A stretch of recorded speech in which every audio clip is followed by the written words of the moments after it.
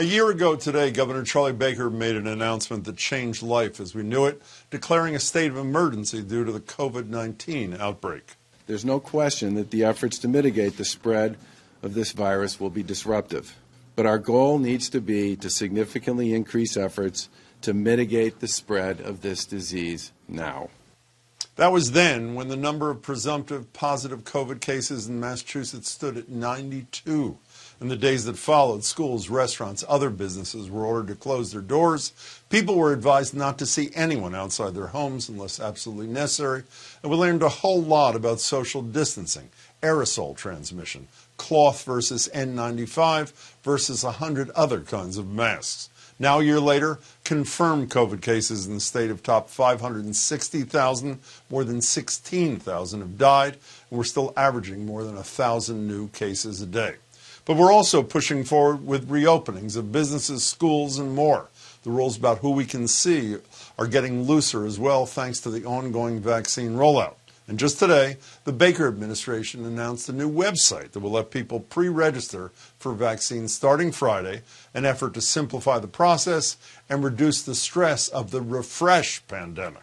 I'm joined now by the same man who joined me 1 year ago today, Dr. Sandro Galea. He's Dean of Boston University's School of Public Health. And before we dive in, here's a little bit of our exchange from back in the days when we were still together in TV studios. Baker, as I said, roughly the 12th governor to declare a state of emergency. Is that the right move, and is it enough for our state? It probably is the right move at this point in time. Is it enough? It depends on what we do with it. My biggest problem with this, as someone who has no skills in the public health area, is it seems like it's every man and woman and institution for themselves, which it seems to me just creates confusion with the public, no? No, it's frustrating and it's confusing. I think I have a little bit more sympathy for people who are responsible for making these decisions, frankly, because it's not so clear what the right decision is.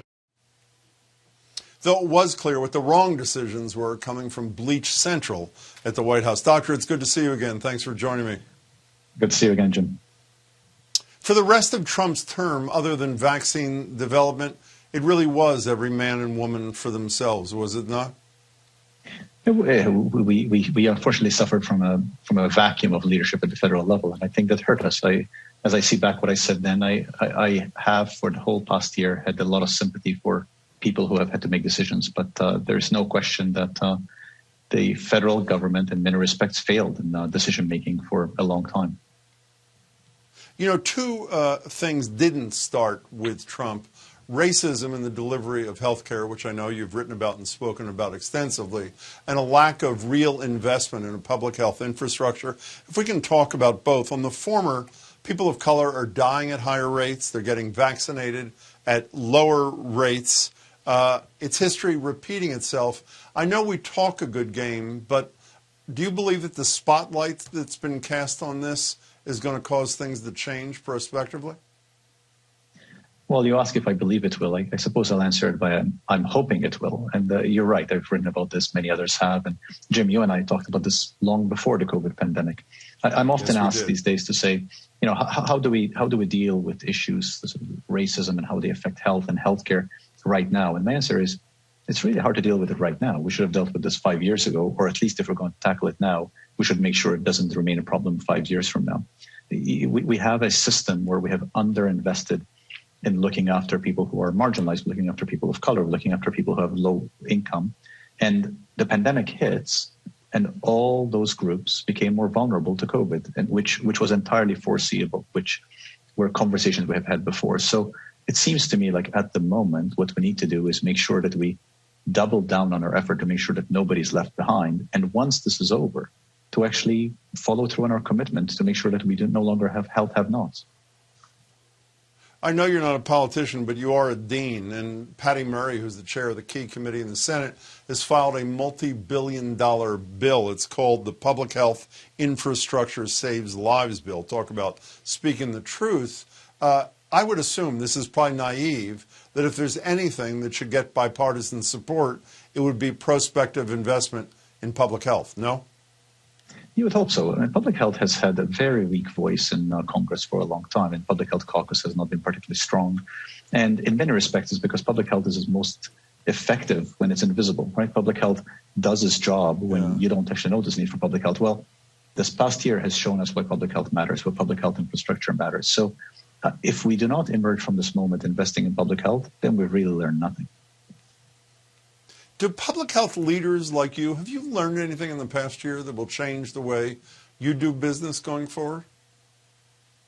I think the biggest lesson I take from it is how difficult it has been to communicate clearly and how difficult it has been to do so when there have been these conflicting divides at levels of government, from the federal government to state government to municipal government.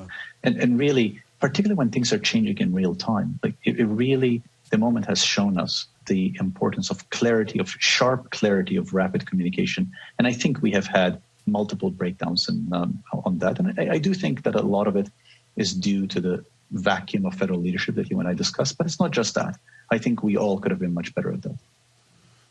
One of the areas where messaging is so important is obviously on the issue of vaccine hesitancy. If we care about other people's lives and care about our own and reaching herd immunity, obviously that number has to go up in terms of the vaccinated. Apparently hesitancy is going down. My take on the CDC guidelines of yesterday, I think it was yesterday, but sometime in the last couple of days, explaining what vaccinated people can do, fully vaccinated people can do, that unvaccinated people cannot do. That's the kind of carrot message that I think is going to cause people on the fence to maybe jump over the fence. Am I being unnecessarily hopeful? No, I think that's right. And when you look at places like Israel, Israel's quite a bit ahead of us in terms of vaccinating the population, they're close to 50%. That's exactly what's been happening, that vaccine hesitancy is being overturned by people seeing what they can do if they get vaccinated. So I do think that there are elements of vaccine hesitancy, for example, elements of trust and lack of trust in communities of color that are not going to be overcome in the blink of an eye. That's going to take time. But I do think there are other elements which are more vaccine hesitancy by choice, where people are sort of waiting and seeing, where they will soon start seeing how much more they can re-enter life and choose to get vaccinated. Well, let's talk for a second, if we can, Doctor, about the more baked-in hesitancy that you described based on history, particularly amongst people of color, particularly amongst black people. How do you break that down, particularly in light of the fact that their understanding of history is sadly perfectly accurate? I think the only way to break that down is by being brutally honest about it, by saying that there is no way that any society can gain the trust of a group that has felt that it wasn't safe in a day or in a week or in a month. I think to actually be honest, to say, no, communities of color do not trust the health system. They're right not to trust the health system, and they're not going to start trusting it now.